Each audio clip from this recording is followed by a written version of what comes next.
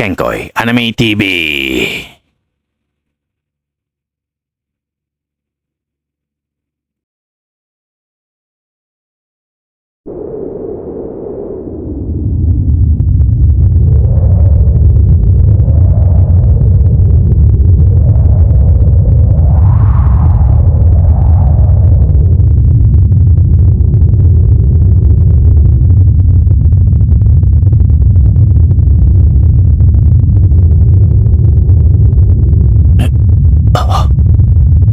Ibang klase.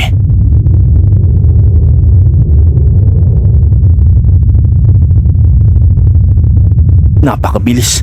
Hindi ko man lang halos makita ang pagkilos at pag-atake na yon.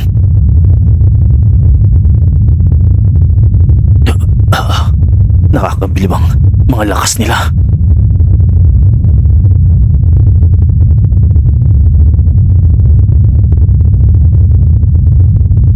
Si Jing, si Tatang at ang Halimon na yon. Malakas sila.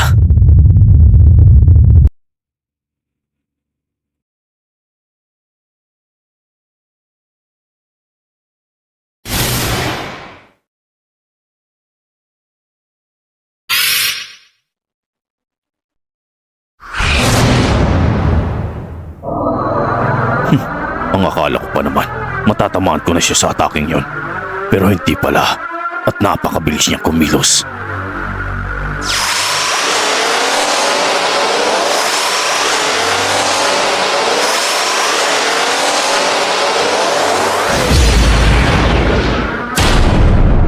Hindi ko masundan ang paggalaw niya.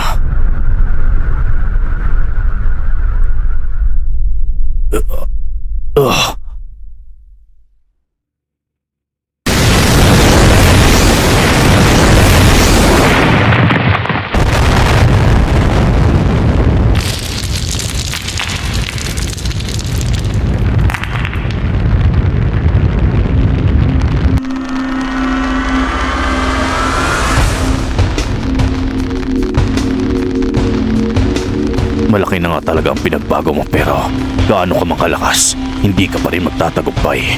Gagawin namin ang lahat para pigilan ka. Ganun ba? Kung ganon, sige lang. Dahil sisiguraduhin ko din na mabibigo ka na.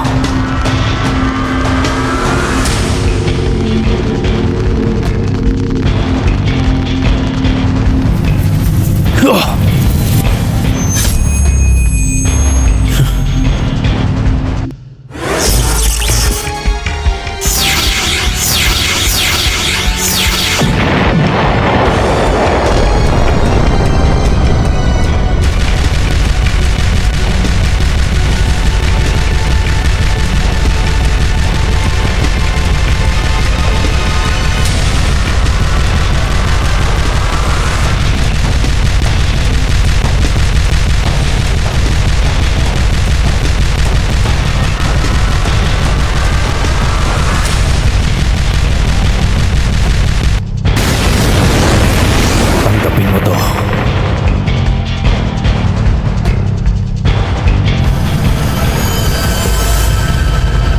Baliwala yan.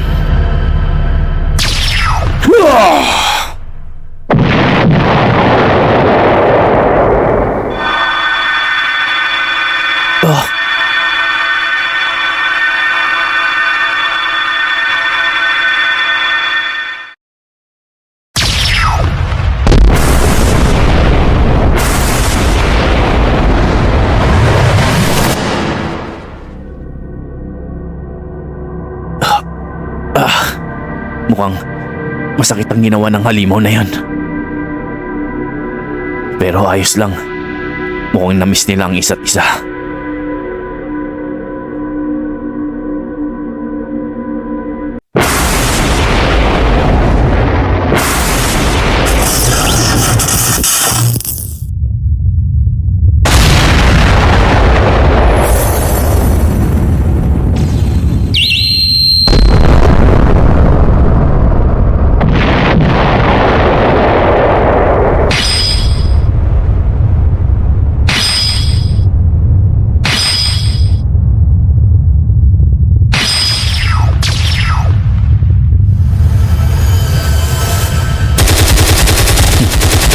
Hindi nagbabago ang lakas ng matandang ito.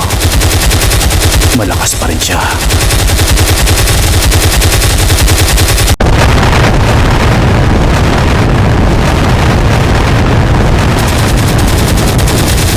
Mukhang hindi na magiging madali ang pagkakataong ito para sa akin. Ang makaharap ang halimaw na ito.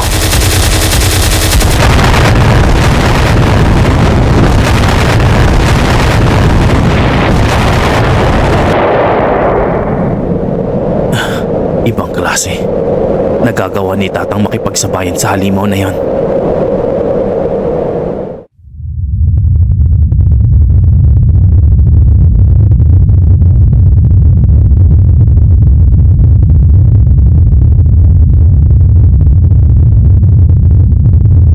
Sa pagkakataong ito ay napabilib mo na naman ako, pero ako na mismo ang magsasabi sa iyo na hindi na sapat ang lakas mong yan para talunin ako.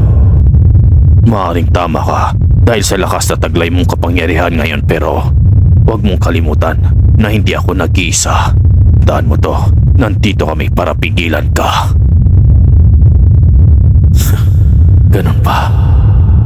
Kung ganon, walang problema. Mas maigi kung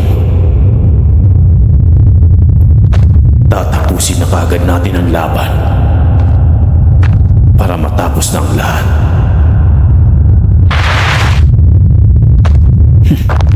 Hindi ko alam. Ganito pala kalakas ang libo-libong pinagsama-samang mga Bryon.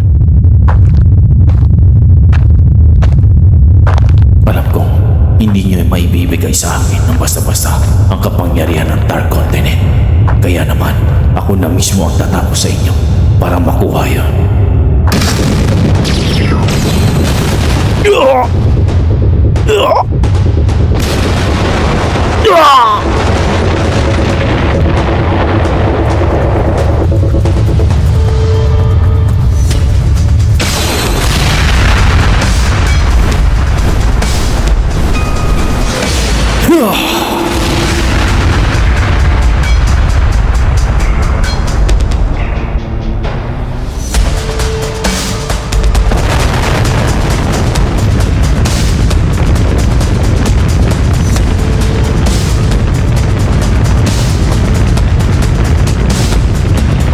Hindi pa ako tapos sa'yo. Gusto kong makabawi kahit papano sa ginawa mo sa akin noon.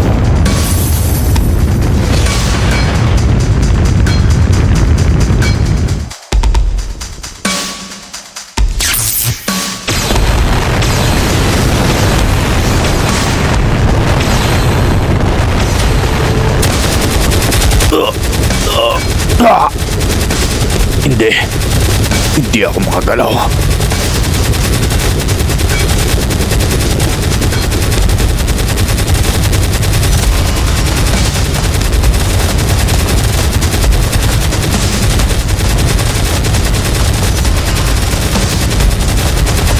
Mahinayaang pagbigyan pa.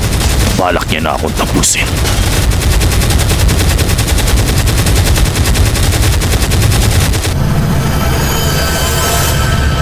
Ngayon, tapos ka na, tanda.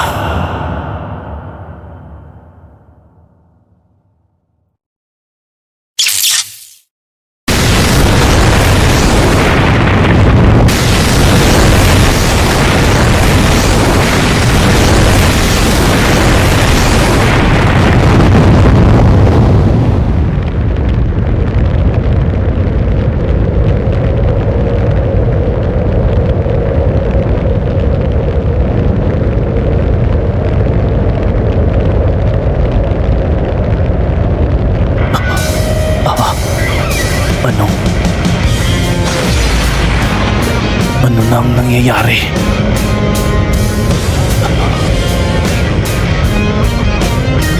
Tatang.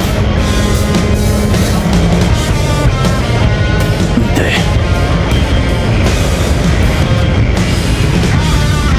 Hindi pwedeng mangyari ito.